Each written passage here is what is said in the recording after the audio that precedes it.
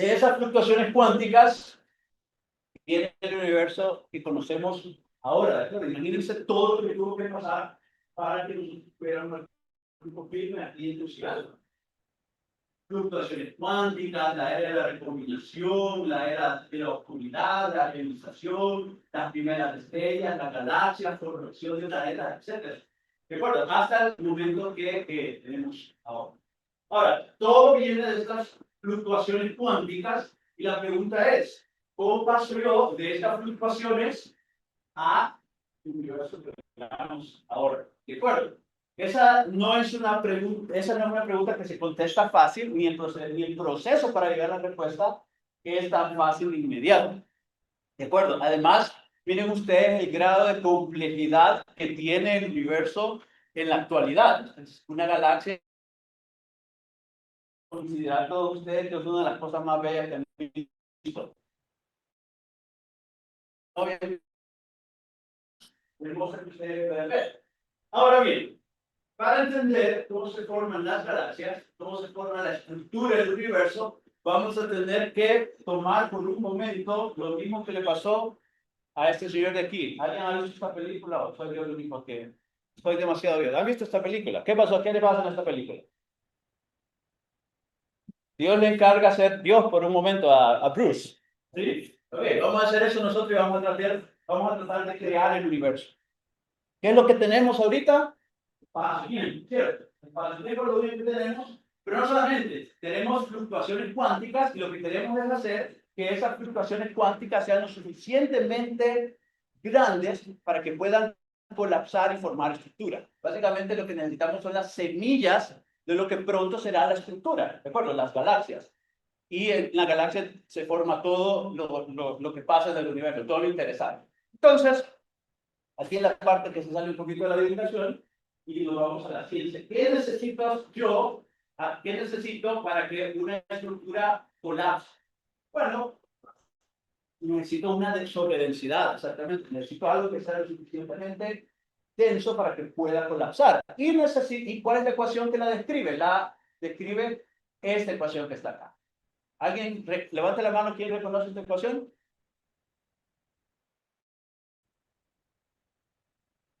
¿Se reconoce además?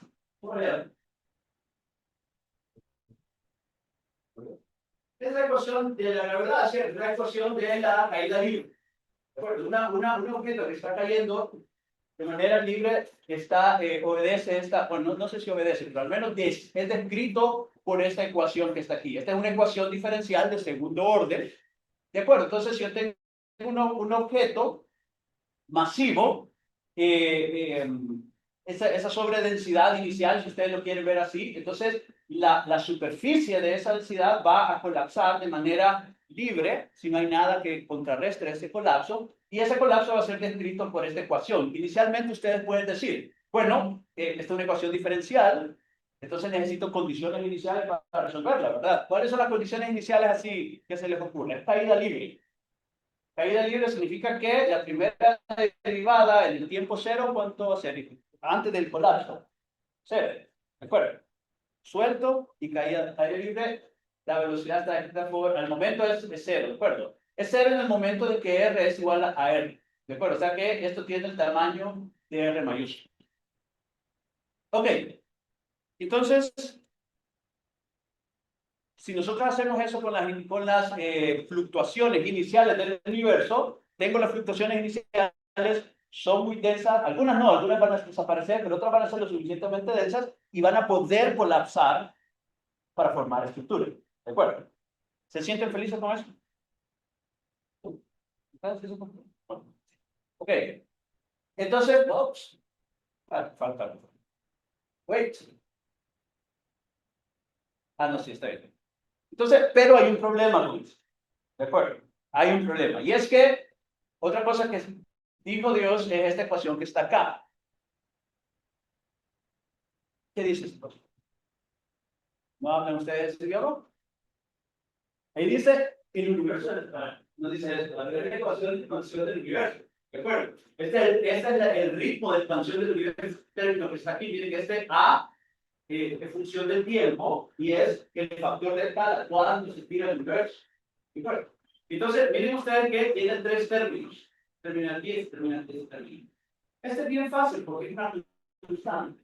¿Qué quiere decir? Que si nosotros son cero, ¿de acuerdo? Siempre va a haber expansión debido a este término que está aquí, que es el término, perdón, de lo que ahora nosotros conocemos como lambda o el término de la energía oscura. ¿Qué es energía oscura? Vamos a tratar de contestar.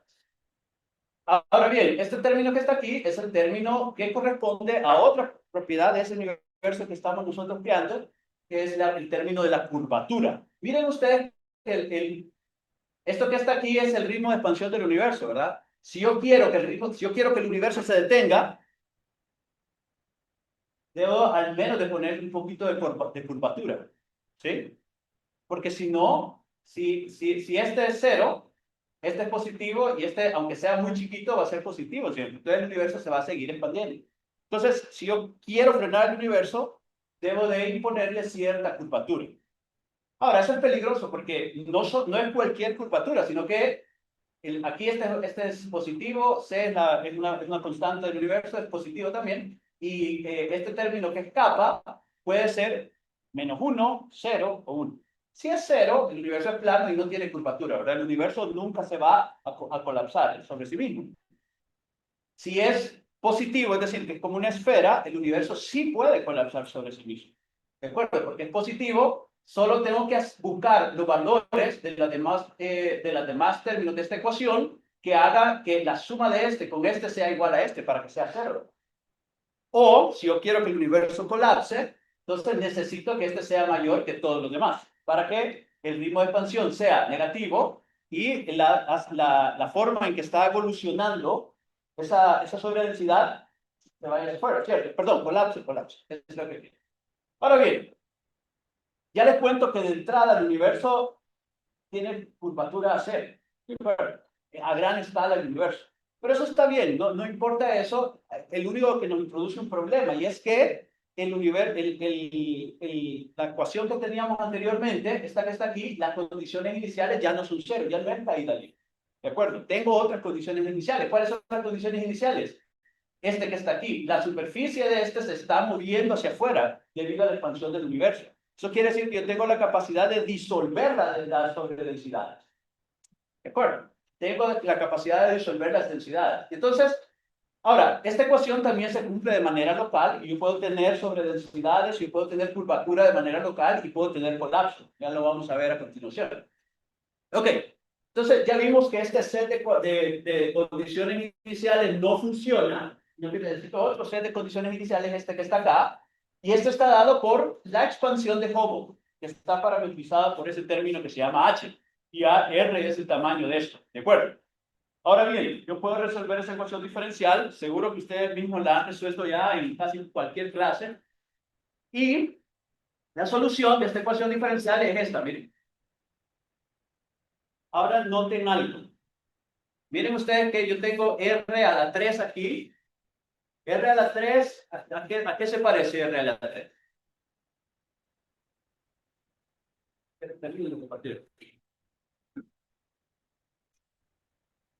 ¿Qué es R a la 3? ¿Qué cantidad a ustedes les recuerda R a la 3? R es el radio de esta esfera, ¿no? R a la 3, ¿qué es? No, eso es una... R a la 3, ¿qué les recuerda? Es un volumen, exactamente. Y aquí tengo masa. ¿Okay? Tengo ingredientes importantes aquí. Masa, gracias. Era broma, ¿eh? No lo quité nadie. Okay. Fíjense bien, entonces yo puedo acomodar esta ecuación para que me dé masa sobre R a la 3. ¿Qué es eso? R a la 3 volumen, N sobre R a la 3, ¿qué es? Densidad, exactamente. Entonces yo ya sé más o menos cómo la densidad la densidad del universo va a evolucionar en el tiempo. Es algo muy importante de saber si uno quiere un universo, ¿cierto? Cómo evoluciona la densidad del universo de uno. ¿Por qué es importante? Porque la ecuación que está aquí, miren, depende de la densidad del universo.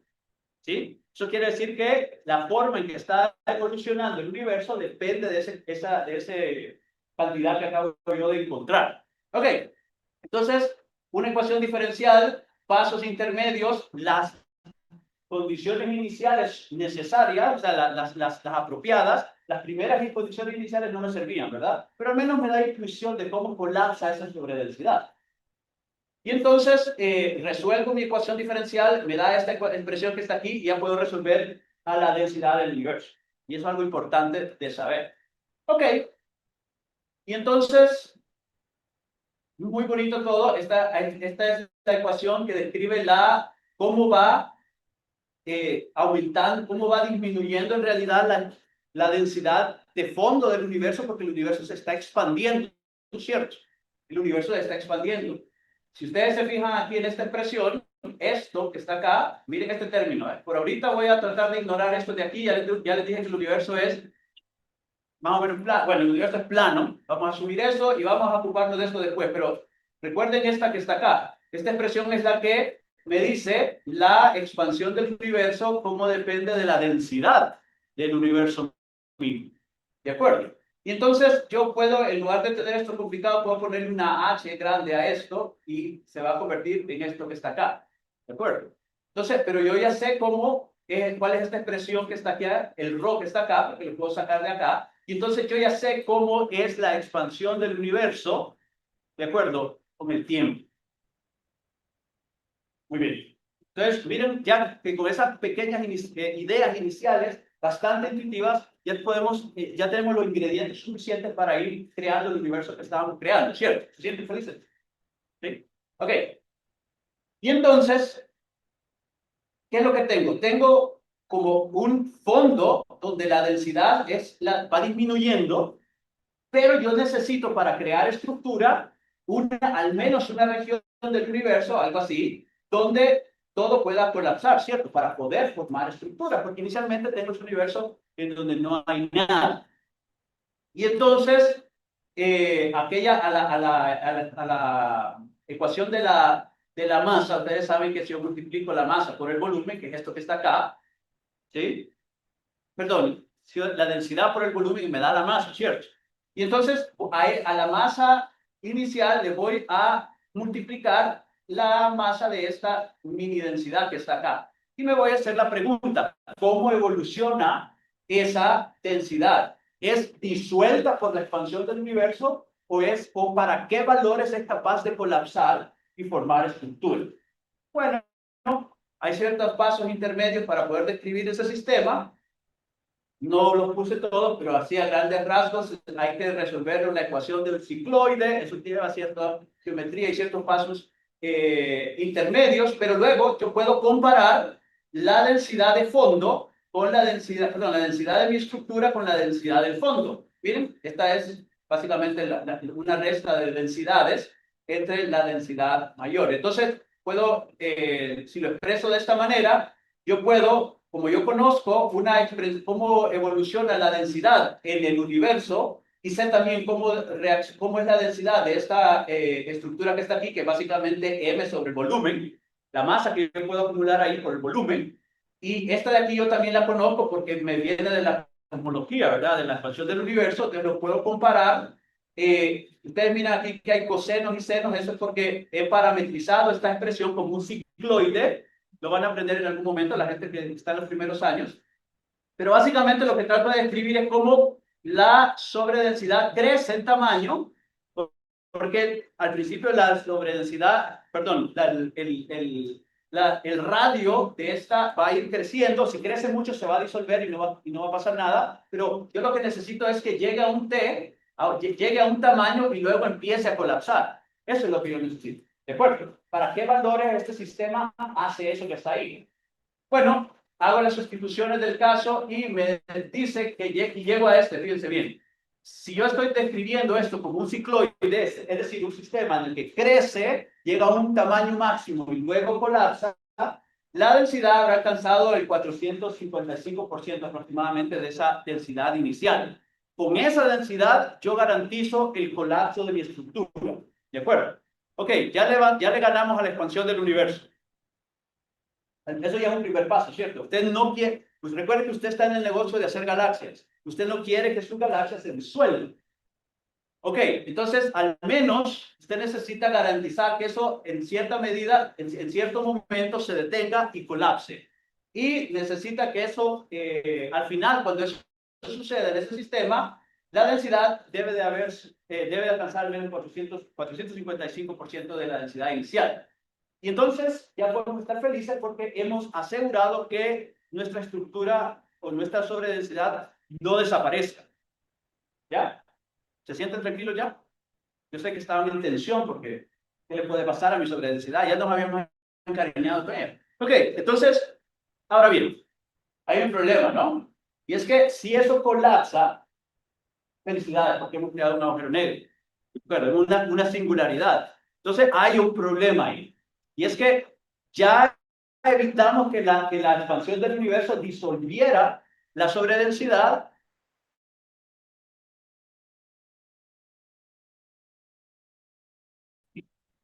Ya se siente triste ahora de regreso. ¿Sí? Ok, yo sé que esto es lo que están pensando. Entonces, ahora, tranquilos, ¿de acuerdo? Tranquilos. Porque usted ha visto una banca esférica. ¿Ya? Usted sí. Después me cuenta que, ¿cómo lo hizo?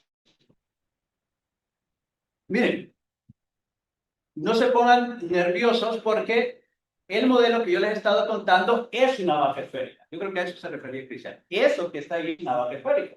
¿De acuerdo? Pero las vacas esféricas no existen en la realidad. Digo yo. Y entonces el problema es que el T igual a T, aquí, mejor dicho, este es T máximo, este es 2T máximo. Entonces ahí el R se vuelve cero, todo colapsa en una singularidad. Pero eso no pasa por dos razones. Uno, porque las fluctuaciones no son esféricas ni aisladas. ¿De acuerdo? No tienen esa simetría esférica requerida para que eso suceda. No son esféricas, ¿de acuerdo? Y tampoco son aisladas, interactúan unas con otras. Y segundo, y quizás más interesante desde nuestro punto de vista como que nos dedicamos al colapso de estructuras, es que ese por un proceso que se llama virialización. Los de primero y segundo año le preguntan a los de quinto año después qué es virialización.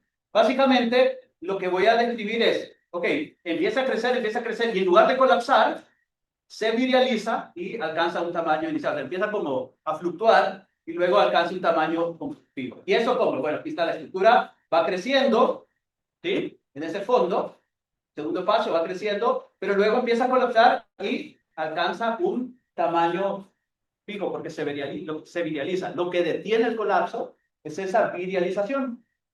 ¿De acuerdo? Cuando eso sucede, felicidades, tenemos un halo de materia oscura. ¿De acuerdo? Ya están tranquilos todos, ¿verdad? Sí. Ok. Ahora bien, ¿cómo se virializa un halo? ¿Sí? ¿Cómo que alguien de ustedes ha escuchado el teorema del virial? ¿No? Dígaselo. No, sí. Pánico. ¿Quién quiere? Ok. Se trata de la relación entre la energía cinética y la energía potencial. Resulta ser que cuando, digamos, yo tengo imagínense ustedes una nube de gas, esa nube de gas colapsa, de cierto radio, ustedes son partículas que están ahí, ¿no? A cierta distancia del centro. Entonces, al ustedes colapsar, eso quiere decir que la altura, si lo quieren ver de esa manera, de donde ustedes estaban, ha cambiado, ha disminuido. Ustedes tenían cierta energía potencial, esa se ha convertido en energía cinética. ¿De acuerdo? Entonces, resulta ser que el teorema de Hermídial dice que cuando eso sucede durante un colapso, la mitad de la energía potencial que ustedes tenían en virtud de su posición se convierte en energía cinética. ¿De acuerdo? Y la otra mitad se irradia en forma de energía. Entonces, esa energía cinética es convertida en velocidad de las partículas. Y cuando las cosas tienen velocidad, es muchísimo más difícil que colapsen. A eso se le llama virialización. Ok, entonces, esta es la ecuación que describe la energía potencial en esta configuración esférica, digamos, de la vaca esférica. Hago un poquito de álgebra que ustedes conocen y al final llego a comparar la energía potencial. Bueno, ¿en algún lado estaba? ¿Qué la hice?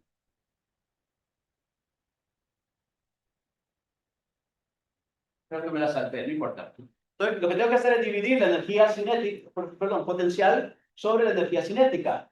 Hay un problema con eso, y es que el teorema del virial no funciona tan exactamente aquí como funciona en la materia bariónica, y es que la materia oscura no puede radiar, o sea, no puede emitir radiación electromagnética.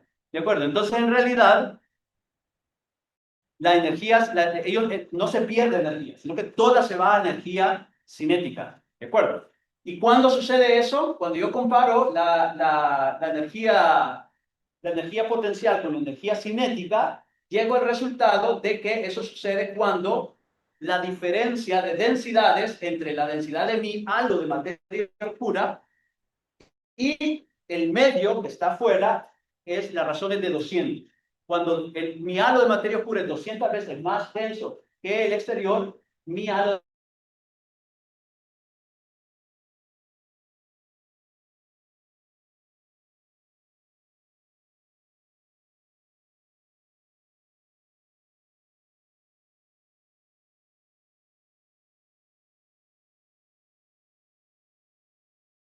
al R200, que se le llama. ¿Qué es ese R200? Es el radio para el cual la densidad ahí adentro es 200 veces mayor que la densidad del universo afuera. ¿De acuerdo? Preguntas aquí. ¿Me van siguiendo? ¿Qué están comiendo? ¿Hay evidencia de esto? Sí, hay evidencia de eso. De hecho, en el fondo de radiación cósmica, lo que miramos, fíjense bien, esas sobredensidades, esos puntos rojitos, under density, es como densidades, subdensidades. ¿Verdad? Tenemos regiones de subdensidades y sobredensidades, ¿de acuerdo? Y esto que está acá es evidencia de lo que básicamente el proceso que les he estado diciendo, ¿de acuerdo? El universo tenía regiones en el espacio donde eran más densas y otras en las que eran menos densas. Las diferencias, de hecho, de temperatura aquí son minúsculas, pero nuestros instrumentos son lo suficientemente sensibles como para poder detectar estructura, ¿de acuerdo? Y los cosmólogos nos quieren convencer de que esto es homogéneo, ¿verdad?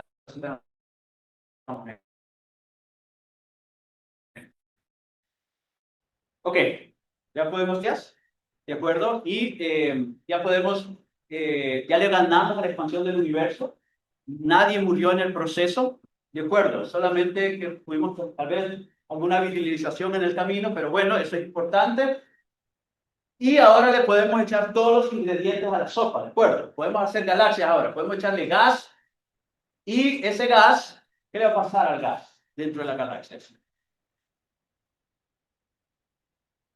Necesito una receta, ¿verdad? Porque nadie hace galaxias sin una receta. Entonces, la receta se llama, bueno, aquí le llaman ley de Kelly-Smith, y básicamente lo que me dice es que si yo tengo una cantidad de gas en una galaxia, esa gas se va a convertir en una velocidad a la cual yo estoy haciendo estrellas. Básicamente, a mayor gas, mayor estrellas, ¿de acuerdo? Básicamente eso es lo que me está diciendo la ley de Kelly-Smith.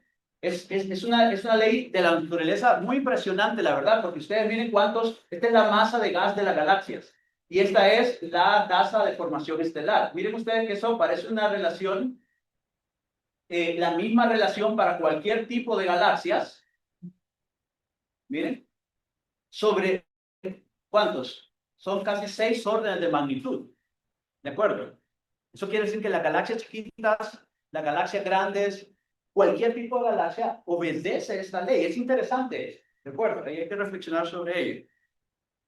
¿Funciona esta ley? Es una ley que siempre ha existido, todavía habrá que estudiarlo, ¿no? Y aquí está lo mismo para gas denso, y es lo mismo que nos está diciendo. Entonces, yo ya tengo gas de mi diapositiva anterior, a mi halo de materia oscura le puedo echar el gas que yo quiero. Ese gas se va a convertir en estrellas gracias a la ley de Koenig-Schmidt. ¿De acuerdo? Ok, ya tengo un halo de materia oscura, que es el lugar donde se forman las galaxias. Ya tengo gas. Ese gas se va a enfriar, va a hacer lo que el gas hace y va a formar estrellas. ¿De acuerdo? Y entonces, ¿cómo ¿Cómo creen que las galaxias, si yo observo las primeras galaxias en comparación con las galaxias de ahorita, cómo creen que son las galaxias de antes en comparación con las galaxias de ahora?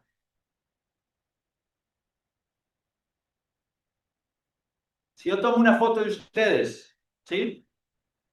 Cuando tenían 3 años y una foto de ustedes ahora, ¿cuál es la diferencia? Más grandes, ¿cierto? ¿Cierto? Las galaxias ahora son más grandes. Las galaxias, miren, este eje que está aquí, ¿sí? Este eje que está aquí es una cantidad que se llama redshift, pero yo lo puedo traducir al tiempo, ¿de acuerdo? O sea, entre más grande el redshift, más en el pasado está mi objeto.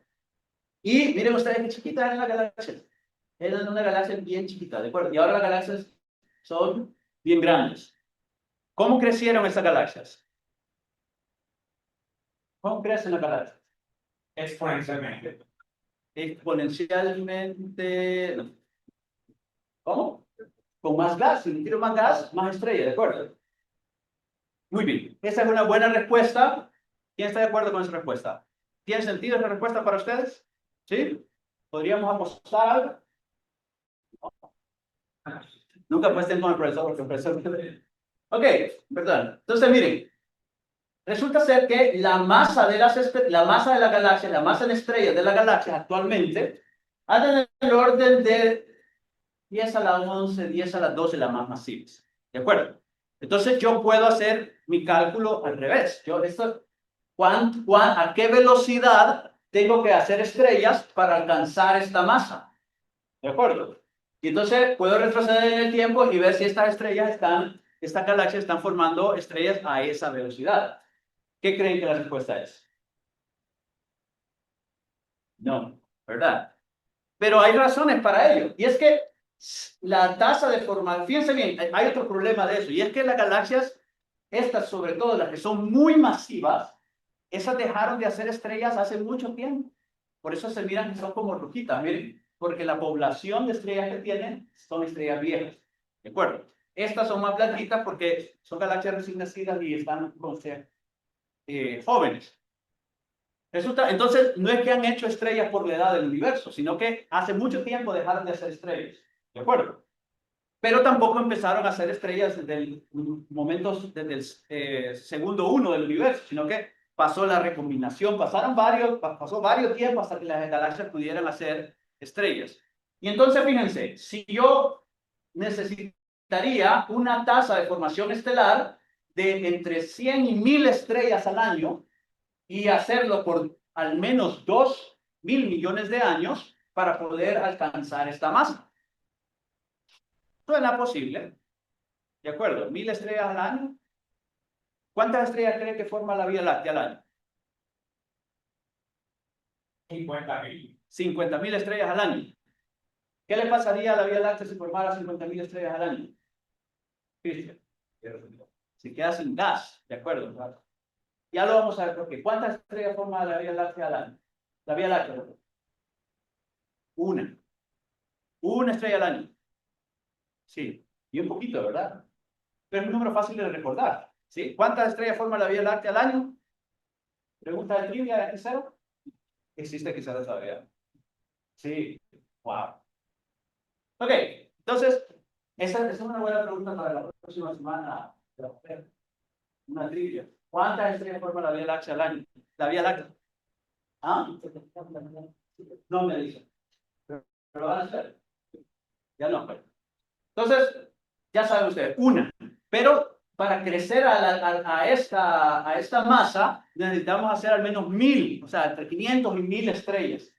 Ahora, eso tiene un problema. Hagamos unos cuantos cálculos de servilleta, ¿no? Fíjense, si ustedes tienen una tasa de formación estelar entre 500 y 1000 estrellas al año, ok, hay galaxias que sí tienen eso, pero no sostienen esa tasa de formación por 2 gigaños, sino que por al menos 100 millones de años. ¿De acuerdo? Pero 2 gigaños es mucho. ¿Por qué? Porque fíjense, si ustedes están formando esas estrellas no se quedan inertes. En primer lugar, mueren como supernovas, ¿cierto? Tienen vientos, emiten radiación, o sea, calientan el gas alrededor. Y entonces, imagínense ustedes que con esto el 1% se forma en supernovas Solo el 1% de las estrellas son lo suficientemente masivas para morir como supernovas. Entonces, usted tiene de 10 a 5 supernovas al año. Cada una de ellas emite, o mejor dicho, el combinado de todas ellas, la energía que devuelven al medio interestelar es de aproximadamente 10 a la 61 hercios en al menos un gigaño. Recuérdense que para llegar a la masa que tenía, yo necesito al menos 2 gigaños, ¿verdad? Pero en un gigaño ya llego a la 1061.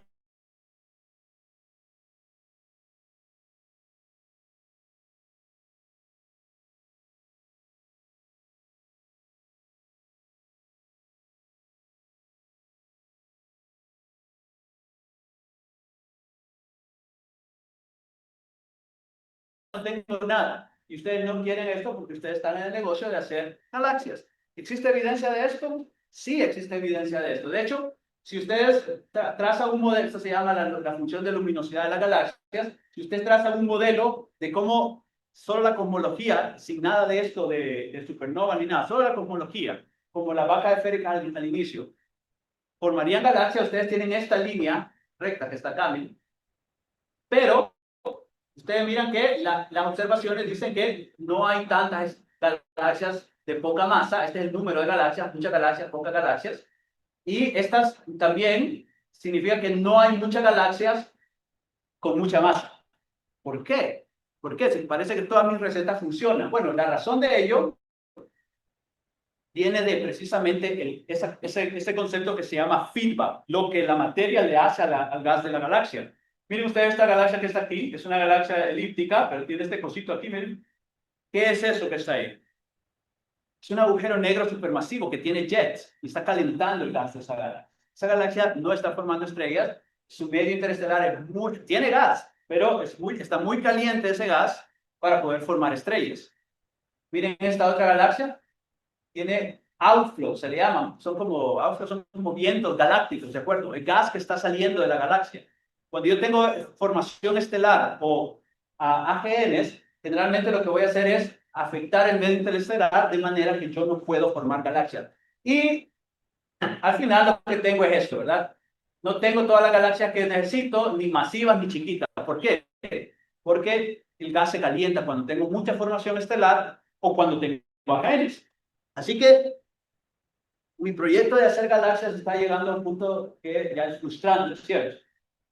No puedo formar galaxias en el universo con la física así nomás como lo estamos observando.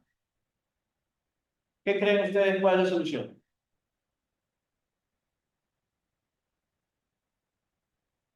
Son que galaxias. Uno está frustrado, a lo mejor bailar un poco, ¿verdad? ¿Quién de ustedes baila? Levanten la mano. Nadie va. Tenemos que llamar a Irma para que nos dé un curso ¿Usted baila? No, quería preguntar cuántas estrellas mueren en la galaxia y cómo se incidencian las nuevas estrellas.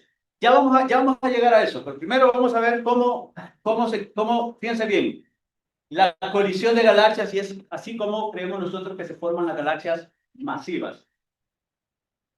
Los famosos mergers de galaxias, ¿de acuerdo? Esta es una de las galaxias más hermosas que existe, se llama ARC 240, ¿de acuerdo? Ustedes se fijan estas dos galaxias, realmente parece que están bailando, ¿no? ¿Sí o no? Solo soy yo, ¿sí? ¿Verdad? Y las galaxias son las cosas en serio, ustedes, son las cosas más hermosas que ustedes, bueno, no me dejen, porque, ok, ¿hay evidencia de mergers? De hecho, sí, ¿verdad? La misma galaxia nuestra está en camino de colisionar con Andrómeda, ¿de acuerdo? Y pronto vamos a empezar a bailar con Andrómeda y probablemente vamos a formar muchas más estrellas cuando eso suceda. Las estrellas en sí mismas no van a chocar entre sí, pero el gas entre la galaxia sí. Y ahí ese choque de gas lo que va a permitir es que se aumente la formación estelar. Entonces realmente nosotros creemos que la formación de las galaxias, la formación de las galaxias masivas proviene de esto. Después de todo, a esta galaxia le está cayendo una galaxia encima, ¿de acuerdo? El peso de una galaxia encima. Ahora, ¿es suficiente la suma de estas estrellas maestra estrella, para hacer los 10 a la 12, ¿qué creen ustedes? ¿Es suficiente la masa de esta, más la masa de esta, para llegar a las masas de las galaxias? No. No, ¿de acuerdo? Se necesitan realmente muchos merges para eso. ¿De acuerdo? Nuestra galaxia tiene evidencia de merges. A ver. Lo que quería preguntar, ¿y esas galaxias son del tamaño de la Vía Láctea? Cada una de ellas del tamaño de la Vía Láctea. Sí, buenas preguntas. Ok. Entonces aquí hay una pequeña simulación en la que estoy, en un proyecto en el que estoy trabajando. Miren ustedes, este es mi halo de materia oscura, lo que les decía al principio. Este es el gas que le tiré a ese halo de materia oscura. Y obviamente no he formado estrellas, ¿de acuerdo? Porque todavía no he formado estrellas, las estrellas toman tiempo. El gas se debe enfriar, etc. Pero hago evolucionar eso. Y miren cómo se forma el disco. Miren cómo se forma este par de galaxias. Y miren lo que le sucede al gas. No solo las estrellas, sino que el gas. Miren. ¿De acuerdo? Y lo mismo va a suceder con esta, que probablemente va a salir volando. Y esa va a ser engulida por la galaxia hasta tener, digamos, una galaxia como la conocemos ahora. Pero en realidad la parte interesante está aquí. Sí, las estrellas son interesantes, pero la parte interesante está aquí en el gas. ¿Qué es lo que sucede? Fíjense bien, y esto viene de un paper teórico muy importante de Hopkins et al. Y dice que cuando las galaxias interactúan, aumenta la formación estelar. Miren, esta es la tasa de formación estelar, aumenta la formación estelar en su primer encuentro. Y ya cuando vuelven a chocar, porque ustedes vieron que el encuentro, ¿cómo fue así? Fue como bailando, ¿no? Y luego se volvieron a encontrar. Cuando se vuelven a encontrar en el segundo paso pericéntrico, vuelve a aumentar la formación estelar. ¿Miren? Así que no solamente estoy agregando las estrellas de otra galaxia a mi galaxia inicial, sino que también estoy excitando la formación estelar. Estoy haciendo que esas dos galaxias hagan más estrellas. Ahora, este es un paper teórico. Hemos visto eso en la realidad. Este es otro paper en el que trabajé. Estas son las mismas galaxias que hemos visto, ARC-240 o ARC-240. Y miren ustedes que producto de la interacción de estas galaxias, aquí está en diferentes longitudes de onda. Es la misma galaxia. Esto es en el óptico, en el infrarrojo cercano, en el infrarrojo mediano. ¿De acuerdo? Y miren ustedes que aquí esta parte que está oscurecida, en el óptico, esa es producido por el polvo, es la parte más brillante en el infrarrojo. De hecho, si ustedes suman la luminosidad de esta galaxia, toda la luminosidad, todas las longitudes de onda, esta componente solita domina la luminosidad volumétrica de esta galaxia. ¿Y por qué? Porque aquí se están formando copiosas cantidad de estrellas y lo mismo sucede en este otro. Si ustedes se fijan, este es, obviamente hay más detrás de esto, pero así, de manera simplificada, la interacción de las galaxias excita la formación estelar. Es raro, muy raro ver este tipo de estructuras en uno de los brazos de las galaxias, ¿de acuerdo? Generalmente toda la acción sucede en el centro, pero que esto suceda aquí es interesante. Este es un target muy, muy interesante. Y entonces, para ir terminando, nosotros creemos que las galaxias se forman así, hay un halo de materia oscura, le cae gas, se forma un disco, y a otra galaxia en la vecindad le está sucediendo lo mismo, ¿cierto? Y entonces, fíjense bien, las galaxias interactúan, están en un clúster, están en cúmulos.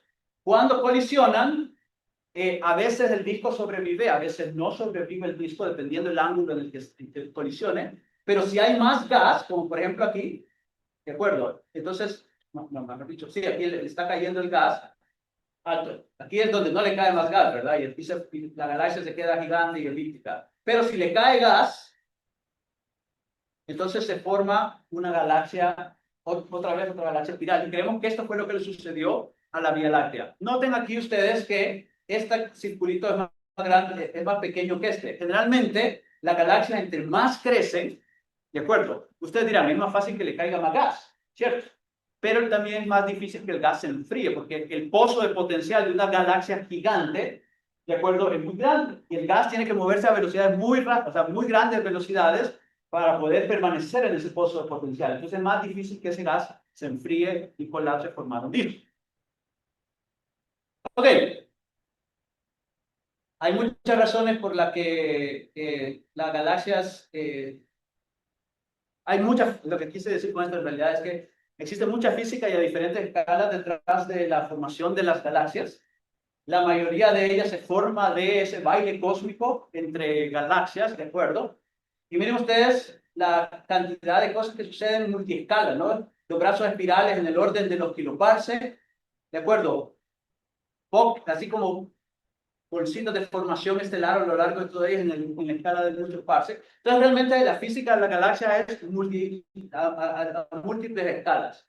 Y antes de la pregunta, les quiero enseñar algunas fotografías de ellas para convencerlo de que son las cosas más hermosas del universo. Mi favorita, los 40. Miren esta, ¿no?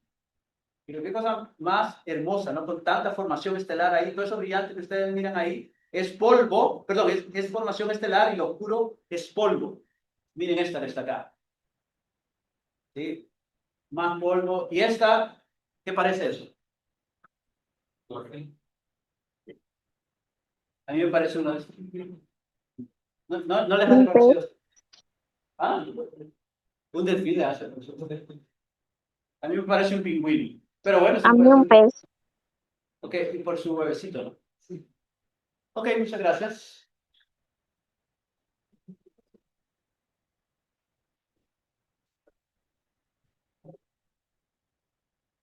Bueno, gracias compañeras y compañeros. No sé si tienen preguntas para el profesor Sarabia.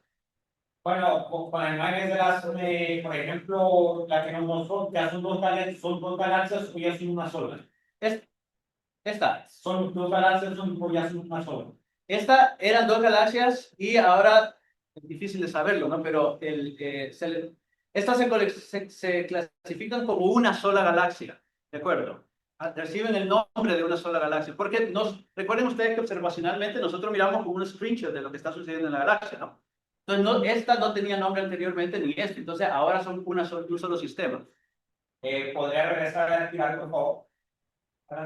La anterior. Esa. ¿Por qué se concentra el gas? No necesariamente solo en el centro, sino los espirales, porque hay alta densidad de gas en cierta parte y el otro queda bastante poco de eso. Sí, porque hay que ver los brazos espirales de la galaxia como que son palas, así. ¿Has visto esas palas que recogen nieve, no? Con las niveladoras aquí. Entonces, imagínense ustedes el bracito espiral, todo eso tiene que ver con cómo se están moviendo las cosas en el disco, ¿no? Entonces, esa sobredensidad de ese disco, véase como una palita que está recogiendo el gas, y entonces, cuando yo recojo el gas, la densidad aquí aumenta, ¿de acuerdo? Si ustedes se fijan, el polvo está de este lado del brazo, ¿de acuerdo? Y es ahí donde hay formación estelar en esas nubes de gas y polvo. Y luego pasa la sobredensidad y las estrellas quedan detrás en todos los casos. Bueno, mi última pregunta es: ¿cuál es el tipo de galaxia más común en el universo de las clasificaciones que hay? Generalmente las galaxias, así como estadística de galaxias, es difícil saberlo porque la gran mayoría de galaxias solo tenemos un punto, ¿de acuerdo? No resueltas en el universo lejano. Y es de ahí de donde vienen los proyectos de sus compañeros con lentes gravitatorios y todo. Entonces, es hasta ahora que con James Webb, de hecho, hemos podido apreciar en las galaxias en el universo lejano, ¿de acuerdo? La mayoría de las cuales son espirales, son galaxias jóvenes. Bueno, si no hay más preguntas, aprovechen que está aquí el profesor. No. Bueno, le queremos agradecer al profesor por parte de la sesión por darnos tiempo para esta conferencia y por favor denle otro fuerte aplauso.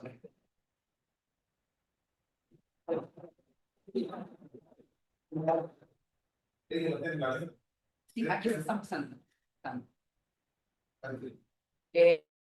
También a las personas que no se han apuntado en la lista, por favor, háganlo antes de irse si se van a retirar. Y también aprovechen en quedarse en el cine que va a ser ahorita los tres. Vamos a dar contacto.